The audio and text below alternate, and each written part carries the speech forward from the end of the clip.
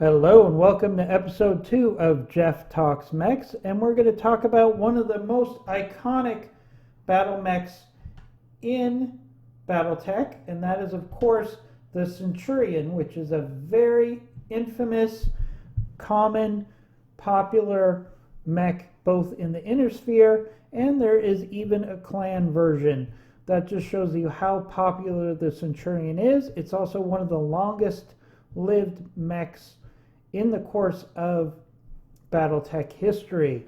Though the Centurion is a workhorse medium mech, it's extremely balanced, it's widely respected and used across the Inner Sphere, and the base model came out at approximately 3.5 million C-bills, making it a relative bargain given the fact that it was extremely long-lived, very flexible, and very common, and more common as the technology dispersed within the Inner Sphere. It was primarily designed to be a skirmisher, protector mech, often combined with trebuchets on fire teams. The Centurion has made a reputation for itself as a frontline combat mech thanks to its 8.5 tons of armor and its 10 engine mounted heat sinks that allow for vigorous assaults with minimal damage resulting from overheating. So the Centurion is a great mid-level mech. It comes out at 55 tons. It's very well respected. It's a very well balanced mech. So let's talk about the basic information of the Centurion. The Centurion was originally designed by Korean Enterprises in 2801 to complement their trebuchet fire support battle mech. In order for the Centurion to perform this duty, it was equipped with a heavy and varied arsenal that allows it to strike at enemy units at a variety of ranges and made tough enough to survive considerable punishment. Born on the battlefields of the First Succession Wars, the Centurion performed admirably, and it quickly became associated with the armed forces of the Federated Sun as its unofficial mech. Best known for making slow, steady advances, the Centurion was also capable of radar, and formidable appearance of the autocannon gave its pilots psychological boost. In addition to that, it had really good melee skills, both with its fist, and it also had that AC cannon in the base model that it could use as a pretty effective bat when need be in mech-to-mech physical combat. The brand new Centurion facility, built in New Avalon in 3012, so that shows you how long this mech has been in existence, caught the attention of the New Avalon Institute of Science, which in 3022 partnered with the corporation to make the Centurion a test bed for new technologies. So not only was this a very serviceable mech, it was also highly regarded in the technological facility eras of New Avalon, and they used this to test out new technology. In the wake of the clan invasion, new variants for the Centurion continued to be built, cycling out older models which were then sold off to mercenary groups, which is why the Centurion became very common whether you were in the periphery, whether you were in the Inner Sphere, whether you were dealing with frontline units, whether you're dealing with mercenary units or pirates.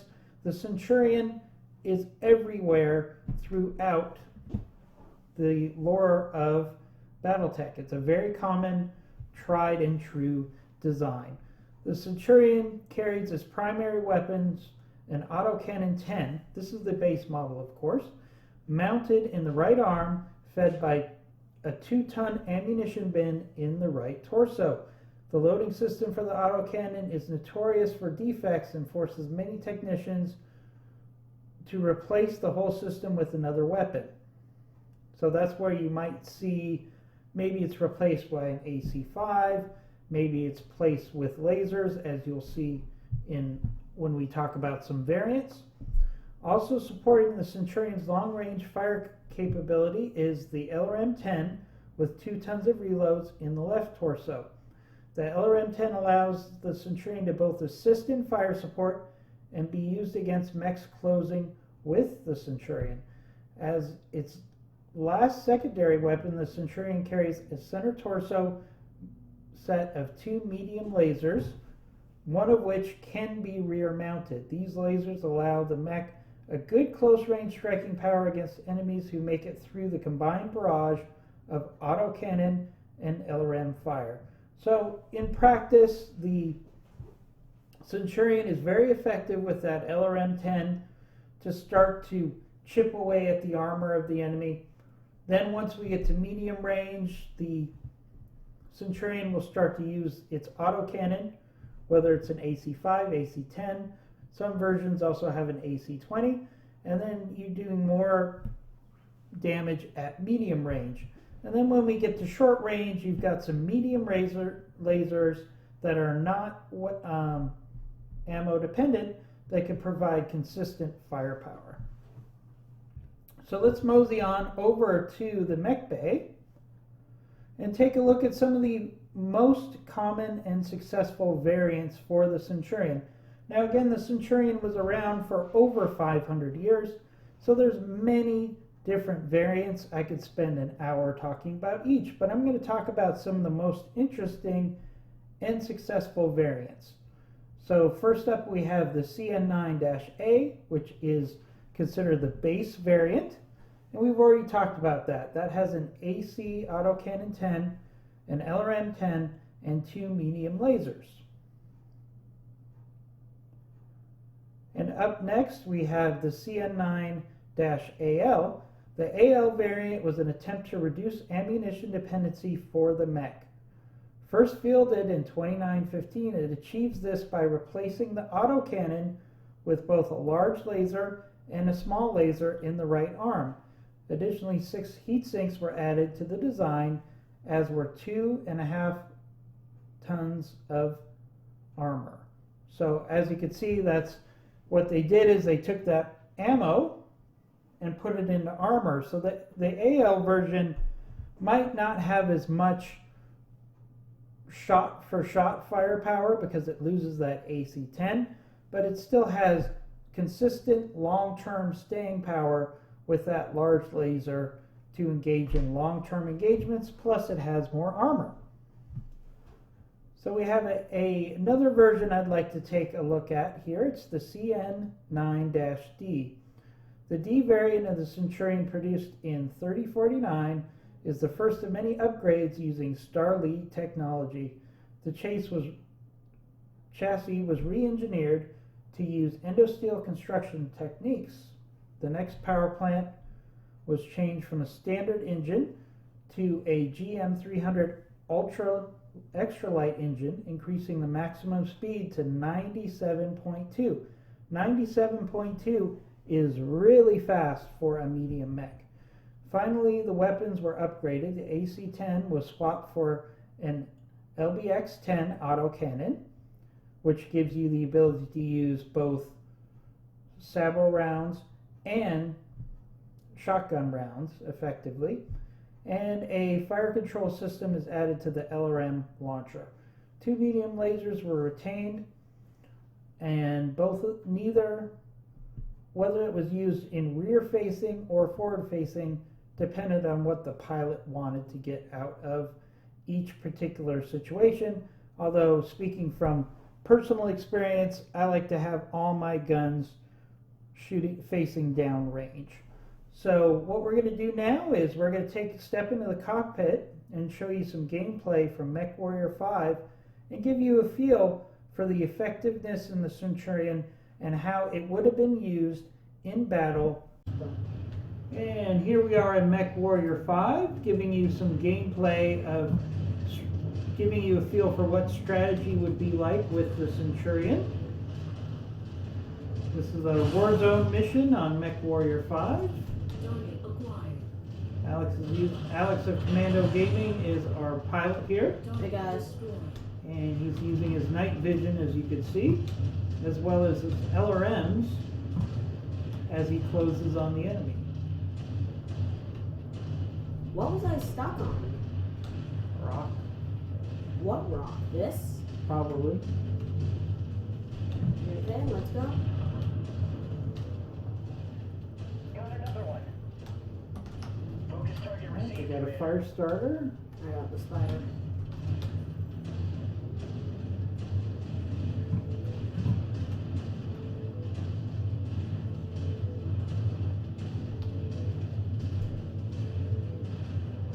Oh my god, the Irby is so far behind.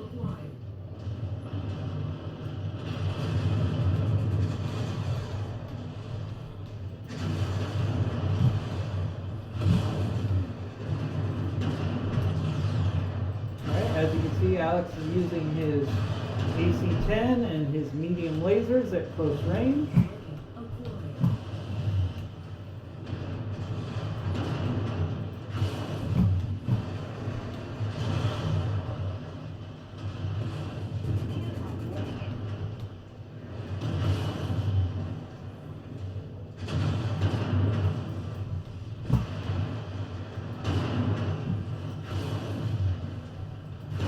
Short red warriors.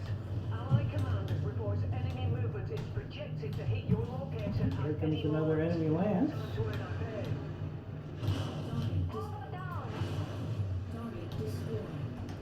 Copy, commander. Lance target confirmed.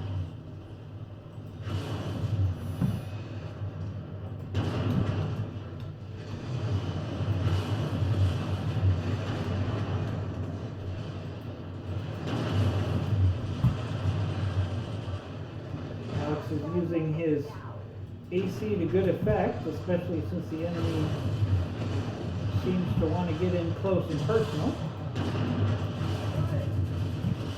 Hostiles are escalating their assault on your position. As you can see, those light mechs can't really stand up to that autocannon firepower for very long. Here comes another enemy force. Maybe use some LRMs. Mm-hmm. Let me get out of here.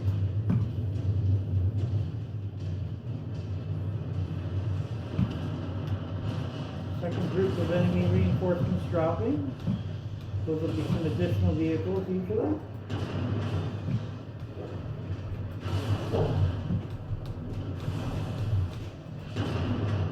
Mech has been dispatched. Come on, I'm trying to get that CT hit.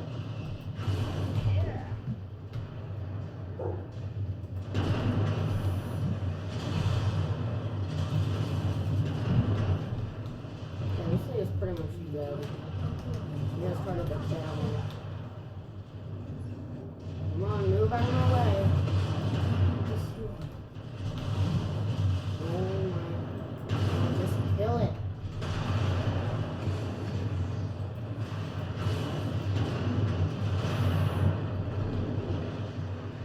Explosion detected. Good kill there. Target down. Alright, there should be another wave coming in. Expect company soon. Moving into formation, Commander. Where's the Irby? Oh, there's the Irby. Maybe use some missiles here.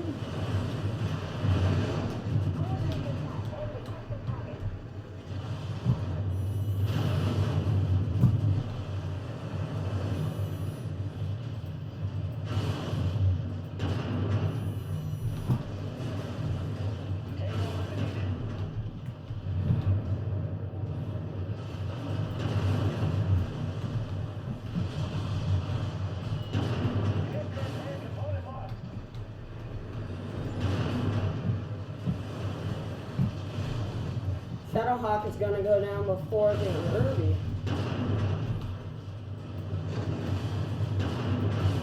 Threat removed.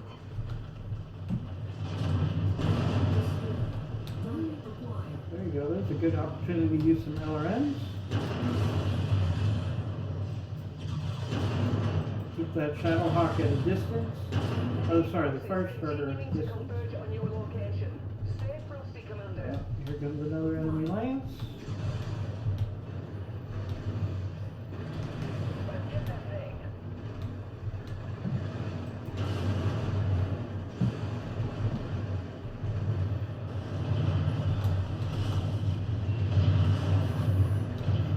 as you can see, the shield arm, which is the left arm of the Centurion, has been taking a lot of damage, but that shield arm is designed to take extra damage. It doesn't have any weapons components. It's literally designed to be a shield.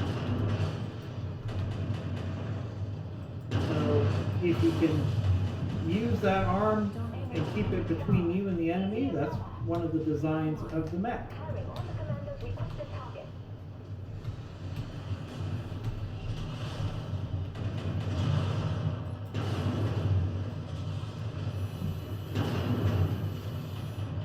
New target.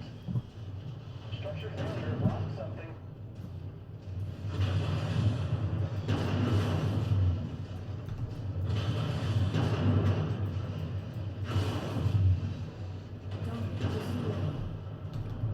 Down to one target.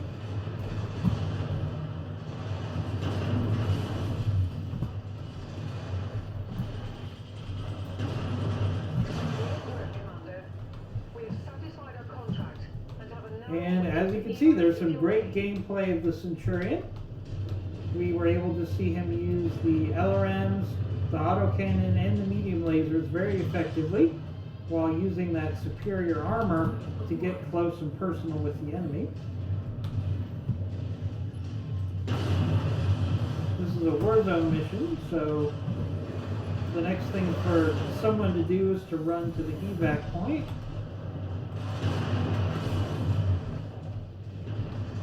To end the mission.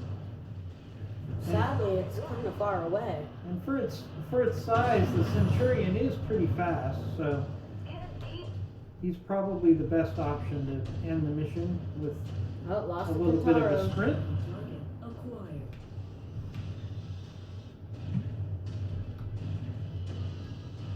But as you can see, the Centurion is a fast, maneuverable mech with a wide range of weapons that can hit the enemy at all different distances. Irby lost the UAC. Kintaro lost the everything. Like always. And as you can see, the Centurion is a very solid mech for its tonnage and does a very good job whether you're using it for long range attack or close and medium range attack. And that will conclude our gameplay video of the Centurion.